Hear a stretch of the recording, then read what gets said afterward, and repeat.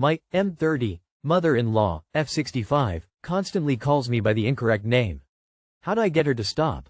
I, M30, have been married to my wife, F35, for a couple years.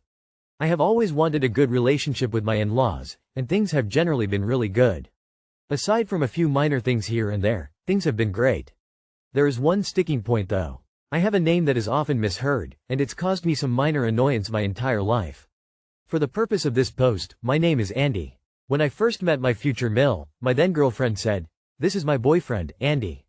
"Nice to meet you, Randy," future mother-in-law responds.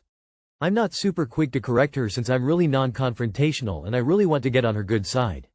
Over the next few weeks, she continues to call me Randy, and my then girlfriend and I correct her a few times. Things start to get a little out of hand when I go on a trip with my then girlfriend to visit her family living abroad. My mother-in-law introduces me to everyone as Randy, and I have to try and make the rounds and correct my name for the record. Regardless, a few of her family members keep calling me Randy among the confusion.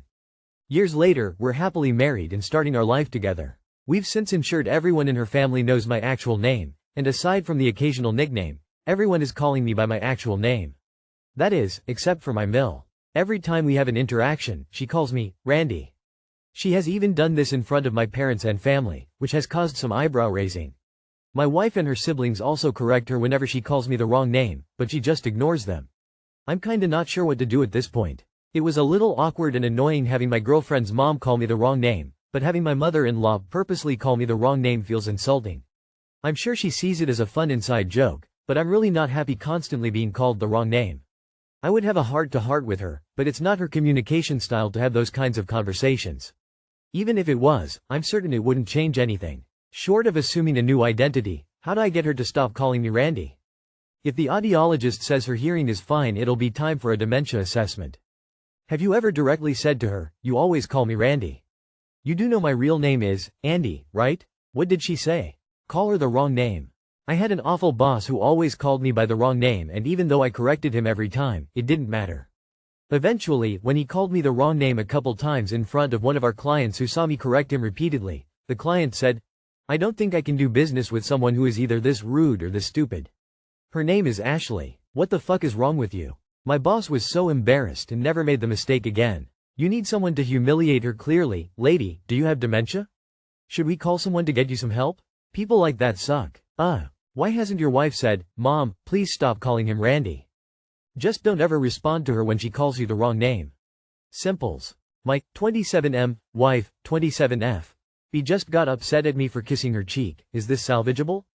I'll try to keep this brief while including all necessary details. My wife and I have been going through a rough patch. There's problems we're working on, but we're especially focusing on communication. Earlier tonight we were sitting on the couch after dinner. She was scrolling through Instagram, so I asked if I could come over and watch the reels I sent her. She said yes, so I came over and cuddled up to her. After watching some stuff, I leaned over and kissed her on her cheek. She kind of recoiled and asked what I was doing with a tone of disgust.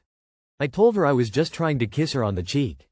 She then gave me a weird look and said, "Why?" I said I felt like I didn't need a reason and just wanted to show her some affection. She then returned to scrolling and I left about 30 seconds later feeling very rejected. I came back after a couple minutes and she asked if I was sad. I responded by saying yeah, and after she didn't respond I left to go play games. After about 10 minutes she came in and said how I had no right to be acting upset like this, is some rejection when I was the one that came into her space and rubbed my face on her without her consent. I apologized and said I didn't realize I crossed a line. I said we've kissed each other on the cheek plenty and didn't realize I needed consent every time. I asked if she wanted me to explicitly ask next time and she said yes. We've had some small follow-up discussions, but I can't really understand what I did wrong. She said how I'm handling things is annoying because it's always about my feelings when if anyone should be upset it should be her. I honestly think her seeing me sad is a trigger that makes her angry, but I'm only sad because of how disgusted she acted when I was just trying to show some love. We've had plenty discussions about me feeling rejected, so maybe she's just sick of it? Is there anyone that can help give me perspective, or is this not savable? I don't want to be in a marriage where I can't kiss my wife or show her love without having to overthink things. Edit. Adding some clarifying details that seem to be being asked a lot. Neither of us have cheated or abused the other, sexually or otherwise. Our rough patch has consisted of a lot of small fights similar to this. Things that aren't as big as abuse or cheating, but fights that leave both of us feeling sad, angry, or confused. Some people have called this emotional abuse from her side, but I don't think that is her intent. She's a good person with a good heart that would not consciously abuse someone in any way.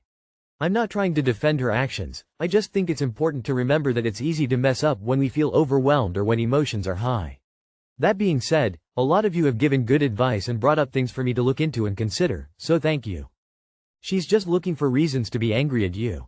I feel like there's more to this. What problems are you having that you're working on? Bro, you kissed your wife on her cheek, not rubbed your groin on her face. Literally the most basic expression of human love and affection, and she called it rubbing your face and breaking her boundaries, and it is now annoyed you're sad about it. Either go to couples counseling or get divorced. This sounds emotionally abusive. Your wife doesn't want to be with you. Sorry, man, but that's the long and short of it. You came into her space and rubbed your face on her without consent. Now you have to ask every time? Are you sure you want to bother saving this marriage? I wouldn't if I was you. Did you cheat or something? I can't think of another logical reason this kind of situation would happen, and since you didn't say what issues you're working on, I can only imagine it's something you did.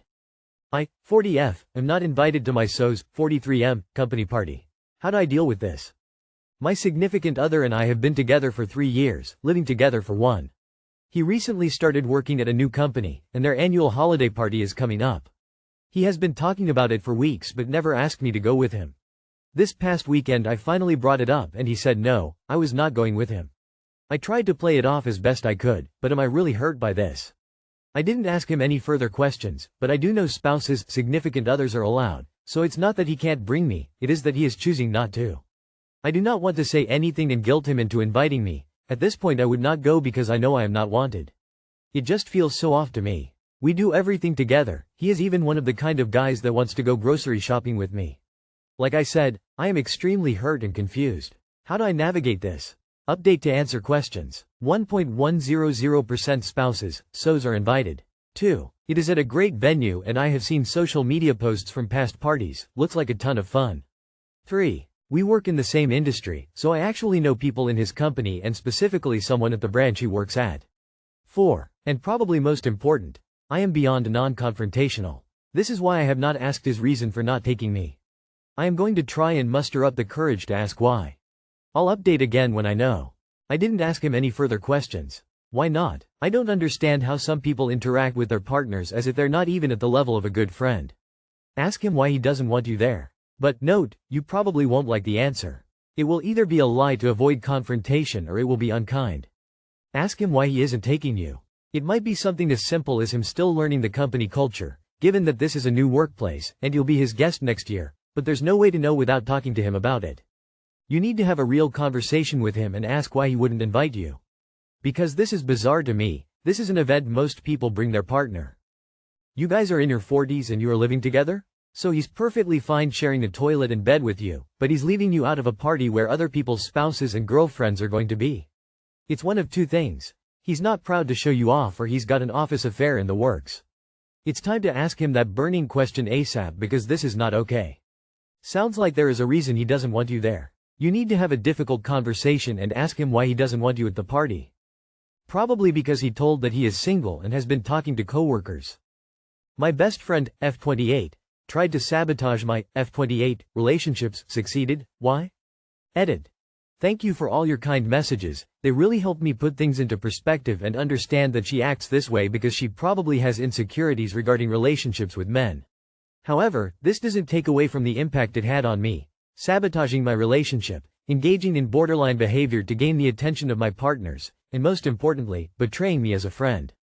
In my last message, she had blocked me on social media, and I received an email from her where the first sentence says, I hesitated to send you this email because I think you don't deserve it, but because I'm a good friend, it's my duty to open your eyes. In her message, she reminds me that she didn't destroy my relationship, that it's only me, for cheating on my boyfriend and arguing with him. She says I'm traumatized by the breakup and that I'm looking for someone to blame, and that I'm blaming the wrong person. She says I should only blame myself and reflect on my actions. She recalls all the times she supported me in the past and insists that at no point could she have acted with malice, as I claim.